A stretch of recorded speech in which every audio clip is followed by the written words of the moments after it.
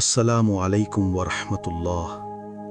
হে আল্লাহ, আজ আমি আপনার সামনে দাঁড়িয়ে আছি একটা ক্লান্ত হৃদয় নিয়ে, যে হৃদয় অনেক কিছু সহ্য করেছে, অনেক কিছু হারিয়েছে, তবুও কাউকে কিছু বলেনি। হে রব, মানুষ আমাকে বোঝেনি, আমার নীরবতাকে দুর্বলতা ভেবেছে, কিন্তু আপনি তো জানেন আমি দুর্বল না, আমি শুধু ক্লান্ত।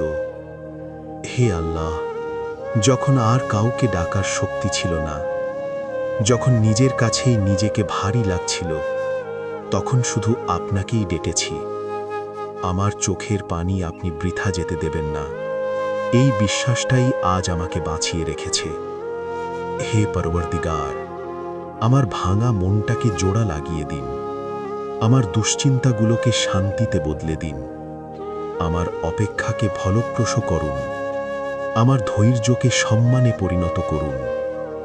হে আল্লাহ, যে কষ্ট মানুষ দেখেনি, যে ব্যথা আমি লুকিয়ে রেখেছি, সেই সব কিছুর বদলে আমার জীবনে এমন কিছু দিন যা পেলে আমি বলবো, হে আল্লাহ, আপনি দেরি করেননি, আপনি সঠিক সময়েই দিয়েছেন।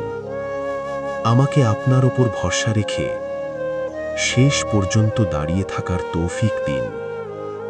আমিন, আমিন, আমিন, আমিন।